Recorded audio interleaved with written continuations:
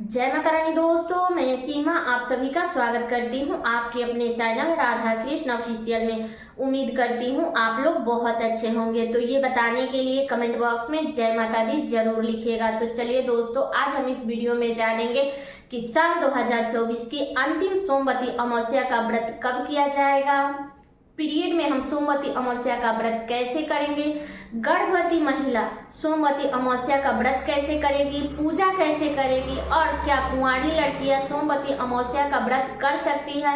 अगर पीपल वृक्ष ना मिले तो हम सोमवती अमावस्या का व्रत कहाँ करेंगे। तो इसी प्रकार के बहुत सारी महत्वपूर्ण बातें आज हम इस वीडियो में जानेंगे।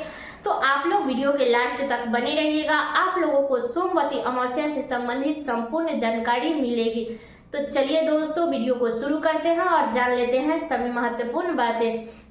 और दोस्तों, आप लोगों से एक छोटा सा रिक्वेस्ट है कि आप लोग वीडियो देखने के बाद मेरे वीडियो को लाइक और चैनल को सब्सक्राइब जरूर कर दीजिएगा, क्योंकि वीडियो बनाने में बहुत अधिक मेहनत लगती है, इसलिए वीडियो को लाइक तो जरूर ही कर दीजिएगा।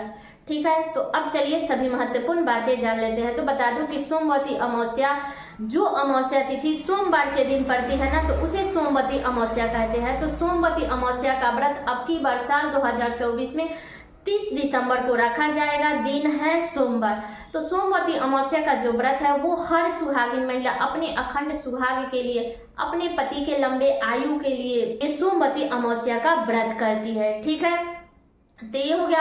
अब बता दूं दोस्तों कि देखिए, सोमवती अमावस्या का जो व्रत है ना, उससे एक दिन पहले यानी कि 30 दिसंबर को सोमवती अमावस्या का व्रत है, तो हमें 29 दिसंबर को बाल धोकर के स्नान करनी है। उसी दिन से हमें शुद्ध सात्विक भोजन करनी है, क्योंकि अमावस्या के दिन बाल नहीं धोया जाता है, इस बात का ध्यान रखिएगा। इसलिए आप लोग एक दिन पहले ही धो लीजिएगा। व्रत के दिन कोई भी सुहाग का व्रत हो तो उसमें तो धोना ही नहीं चाहिए। ऐसे अमावस्या और पूर्णमासी के दिन हमें भूल से भी बाल नहीं धोनी चाहिए, इस बात का ध्यान रखिएगा। और बता दूं कि सोमवती अमावस्या का जो व्रत है वो तो शादीशुदा महिला करती ही है, लेकिन कुंवारी लड़कियां भी करती है, जो कि अपने अच्छे घर, अच्छे वर के लिए भोलेनाथ की पूजा करती है, उनसे अपने मन की कामना करती है। जैसा ही उनके मन में घर वर का विचार रहता है तो वो लोग करती है। तो भोलेनाथ तो आप लोग तो जानते ही हैं कि अर्धांगी है, वो सारे मनोकामना पूर्ण करते हैं। इसलिए कुंवारी लड़कियां भी सोमवती अमावस्या का व्रत करती है। लेकिन एक बात और बता दूं कि देखिए, अगर आप पहले से करती आ रही हैं तो ही कीजिए, नहीं कर रही हैं तो आपको नहीं करना है। कि खरमास और मलमास में हमें कोई भी नया कार्य शुरू नहीं करनी चाहिए। ठीक है, तो इस बात का ध्यान रखिएगा, चाहे वो कुंवारी लड़कियां हो चाहे शादीशुदा हो। जो भी पहली बार अगर सोमवती अमावस्या का व्रत इस दिसंबर से उठा करके करना चाहती है तो वो लोग नहीं करेंगे, इस बात का ध्यान रखिएगा। अगर आप पहले से करती आ रही है तो आप करिएगा, नहीं कर रही है, पहली बार करना है तो आपको नहीं करना है। ठीक है, और एक बात और बता दूं कि बहुत सारे लोगों के यहाँ ये मलमास, खरमास, अधिक मास ये सब नहीं मानते हैं। वो लोग कभी भी अपना व्रत उठाते हैं और कभी से भी करना शुरू कर देते हैं। तो बता दूं कि हमारे यहाँ तो खरमास बहुत माना जाता है। बाकी आप अपने घर का नियम देख लीजिएगा कि खरमास में भी हमारे यहाँ पहली बार अगर व्रत उठाना है तो नहीं उठा सकते हैं, और अधिक मास में भी नहीं उठाते हैं। ठीक है, बाकी आप अपने घर का नियम देख लीजिएगा। अगर आपके घर में उठाया जाता है तो आप लोग जरूर उठा करके कीजिएगा, क्योंकि मैं किसी के घर का रीति रिवाज नहीं चेंज कर सकती। तो हमें कोई भी कार्य करनी है तो अपने घर के नियम देख करके ही करनी है। और बता दूं कि सोमवती अमावस्या का जो व्रत है ना, इस व्रत में हमें रुई से परहेज करनी चाहिए। ना तो रुई के गादे पे सोना चाहिए, ना रुई का तकिया यूज करनी चाहिए, ना बाती में हमें रुई का बाती यूज करनी चाहिए। रुई से हमें परहेज करनी चाहिए, इस बात का ध्यान रखिएगा। ठीक है, तो ये भी बात क्लियर हो गई। और बता दो दोस्तों कि सोमवती अमावस्या के व्रत में हमें पीपल वृक्ष की पूजा करनी चाहिए। अगर आपके आसपास में पीपल वृक्ष नहीं है तो आप चाहे तो स्वामी के पेड़ में, तुलसी के पेड़ में, ये सब जो पेड़ है ना वो देवतांत्रिक पेड़ होता है, ये सब में आप लोग धागा लपेट सकते हैं, इसी में पूजा कर सकते हैं। और बता दूं कि जिस भी पेड़ में आप लोग पूजा कीजिएगा, चाहे स्वामी का पेड़ हो, तुलसी का पेड़ हो, तो आपको वहीं उसी पेड़ पे आपको सोना धोवन का चित्र बना करके तब आपको पूजा करनी है। ठीक है, तो ये भी बात क्लियर हो गई। अब चलिए अगली बातें जान लेते हैं कि पीरियड में हम सोमवती अमावस्या का व्रत कैसे करेंगे। तो बता दो कि अगर आपका पीरियड का 6 दिन हो गया है, पूरी तरह से साफ हो गई है, तब आप लोग पूजा पाठ फेरी सब लगाइएगा। अगर आपका 6 दिन से कम हुआ है तो आप आसपास में जो भी लोग कर रहे हैं उनसे पूजा पाठ करा दीजिएगा। आप सिर्फ सह के रह जाइएगा। अलग बैठ करके, अगर पीपल वृक्ष के पास में जा रही हैं तो अलग बैठ करके आप लोग कथा सुनिएगा। वहाँ किसी के शरीर में टच मत होइएगा, क्योंकि आपका शरीर जो है वो शुद्ध नहीं है और जिसके स्पर्श में आइएगा उसका भी मतलब शरीर अशुद्ध होगा, तो वो सारा पाप आपके ऊपर आएगा। इसलिए आपको उस स्थिति में पूजा नहीं करनी चाहिए, अलग बैठ करके कथा सुननी चाहिए, व्रत रख लीजिएगा। ठीक है, तो ये भी बात क्लियर हो गई।